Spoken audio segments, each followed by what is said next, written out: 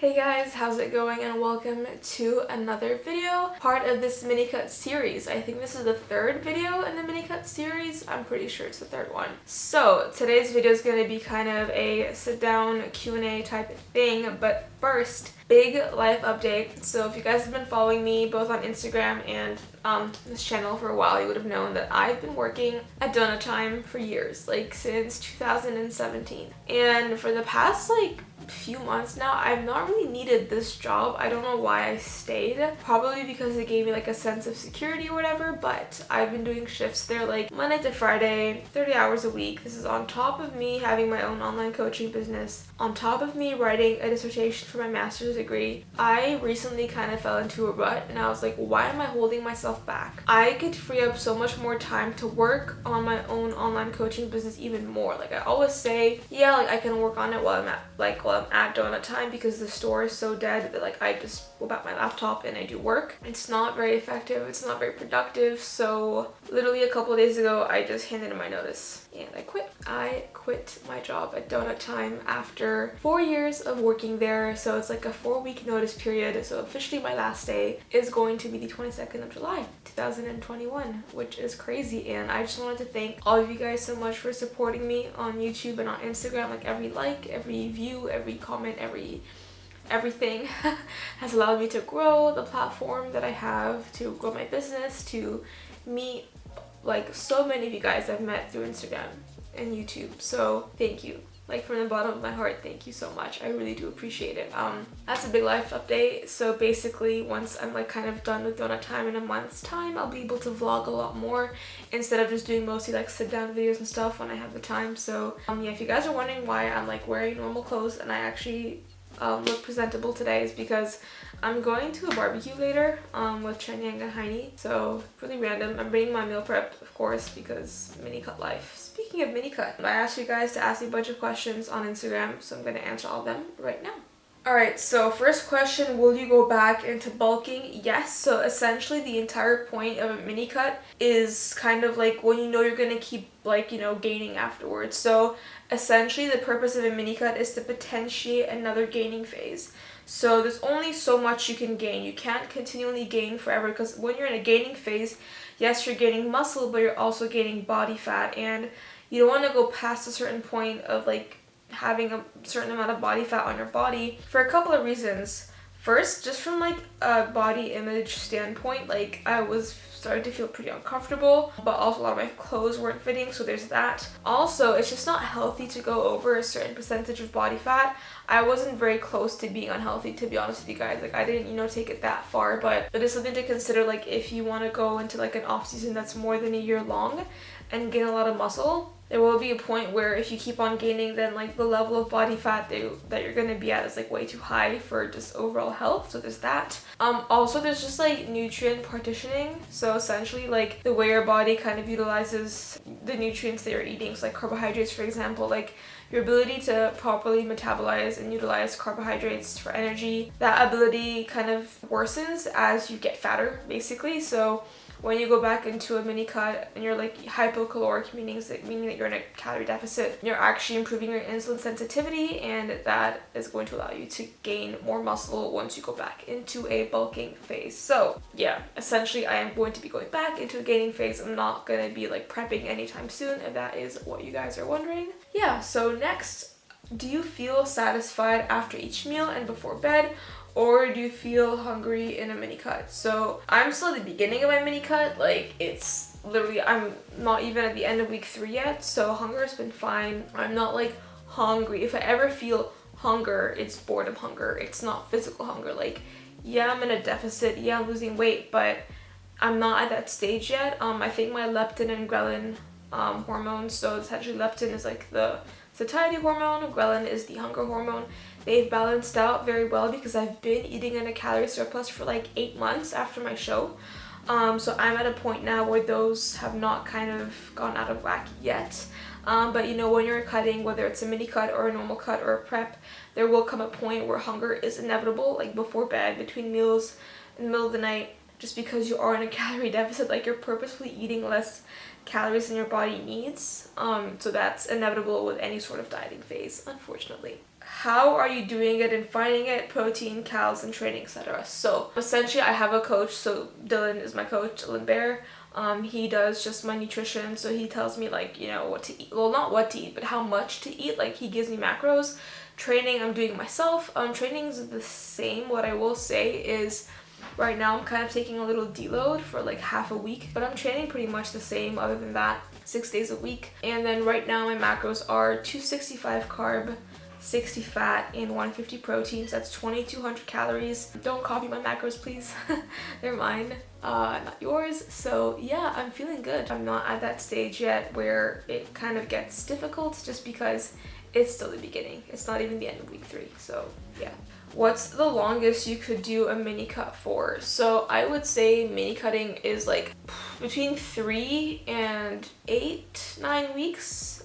Longer than that, it's pretty much just a normal cut. The thing is with mini cuts, it's meant to be like aggressive. You're trying to lose, you know, a lot of fat in a short amount of time. But the reason why it's meant to be short is because you don't want any adaptations. You don't want your metabolism to adapt to like your lowered caloric intake, so you can go straight back into the bulk after the mini cut. I feel like my voice sounds like really weird. I don't think I've had enough water today. So apologies if my voice sounds a bit like dry, I guess, but yeah. When would you stop the mini cuts? So for me, probably around August time is when my mini cut would come to an end. Do you think mini cut can prevent you from progressing or gaining muscle? Yeah, when you're mini cutting, your priority is not muscle gain anymore. So directly, like in a direct manner, yeah, it's like you're not gaining muscle when you're mini cutting. You're just maintaining what you have and losing a bunch of body fat. But it does help you gain muscle in the sense that it can help you go back into bulking and do like a more productive bulk. Because if you're, let's say like someone wants to do an off season for 12 months. So let's say like they gain for 5 months and then mini cut for a month and then gain for 6 months. That's going to be better than if someone were to just gain for the whole 12 months, because at the end of those 12 months, they could be at like 30%. Let's say a girl is 30% body fat at the end of those 12 months instead of 25% body fat, because of that little mini cut period that's so short, but you can lose like a lot of body fat within a short period, if that makes sense. So in the long run, mini cutting can actually help you gain more muscle in a more productive manner and at a leaner physique. So yeah. What else? Do you feel low energy as soon as you go into a mini cut? Well, personally, I did not feel any energy cut at all because my calories were so high before, and they still are relatively high now. And my cardio isn't anything crazy either, and I'm sleeping really well, I'm eating really well, so no low energy as of yet. So another one here is, do you count cardio / incline walk steps towards daily steps? So right now I'm doing my cardio on the elliptical and I don't count it in my steps. I count my steps on my phone, but if you wear like a Fitbit or an Apple Watch or whatever step counter you have like on your wrist, just take it off when you're doing cardio. Last prep, I counted my cardio towards my steps on the treadmill. Here's the thing, like either of these approaches work. You can either count your cardio towards your steps or not. Either way, just make sure it's consistent. So if you're going to count your cardio towards your steps, that's cool. Just make sure you always do that. And if it's the other way around, just make sure you always take your watch off or whatever. But sometimes I will, like let's say I've done my cardio for today and it's like raining outside, I'll do steps on the treadmill and I'll count that towards my steps, not towards my cardio, if that makes sense. But yeah.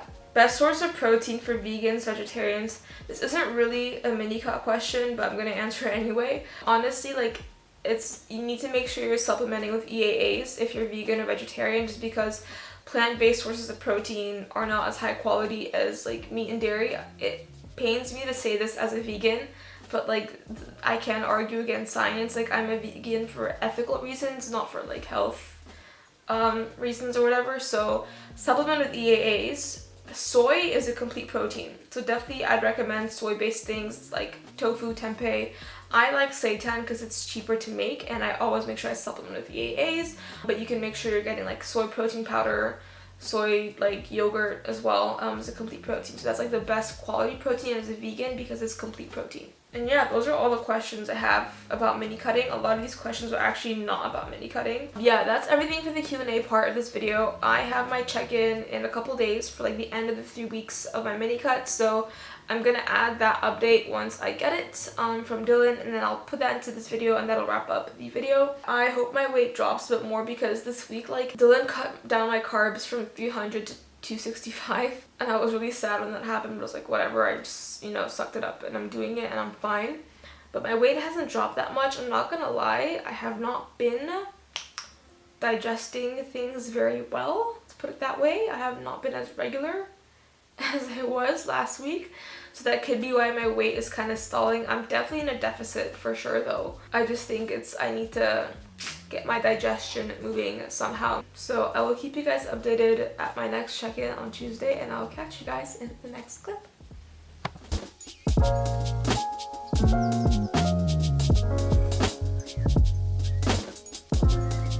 Hey guys, so it is Sunday today. Still not my check-in day, but I thought I would still kind of vlog leading up to my check-in day, so you guys will see the results of week 3 of my mini cut at the end of the video. But I thought throughout this entire mini cut series I would kind of like sprinkle in some tips on managing hunger and kind of managing your caloric deficit if you are in one.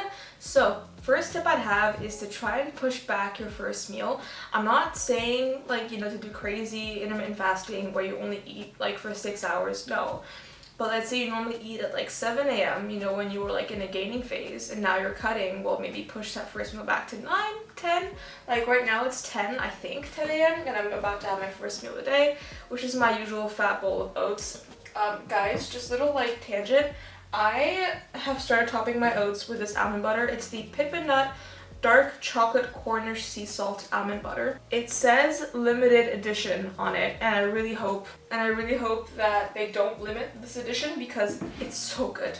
It's so good, just melted on top of oats. So yeah, that's my first tip.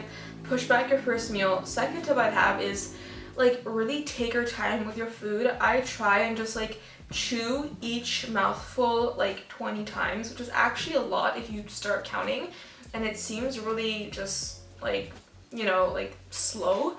But a couple of reasons why this helps is, one, digestion starts in your mouth, so a lot of like the saliva that you produce in your mouth when you're chewing actually has digestive enzymes that helps you digest your food better. So the more you chew, the better you'll digest.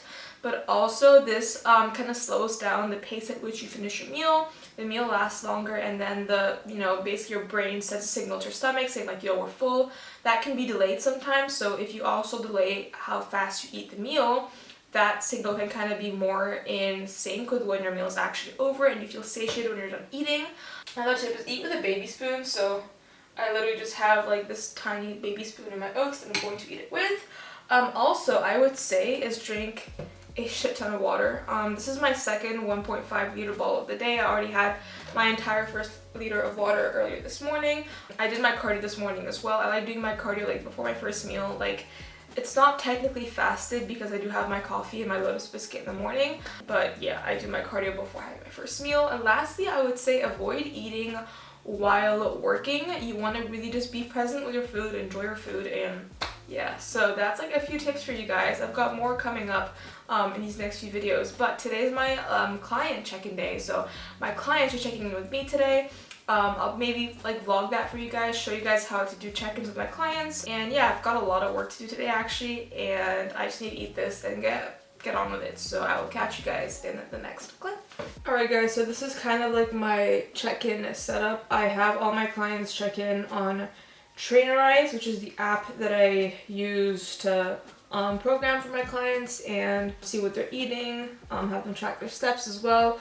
I just have like a notepad on the side in case I have to make any notes. What I do is like I go over their check-in and then I record a video response, so like my webcam kind of records me, and then I do like a screen recording and reply to them. So I'm gonna crack on with those. Essentially what I like to do is I'll go down like whoever checked in first this morning and then work my way up, and that's essentially what I'm gonna be doing today. Kind of mix in some other pieces of work. So yeah, let's just get straight to it.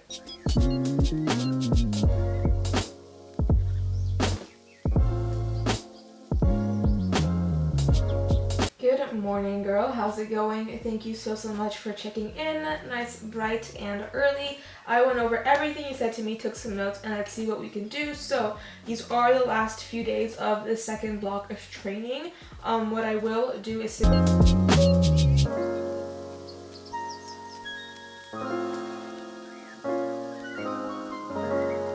Alright, you guys, so it is time for me to give you the 3-week Minicut update. So it's been 3 weeks, checked in with Dylan at the end of week 3.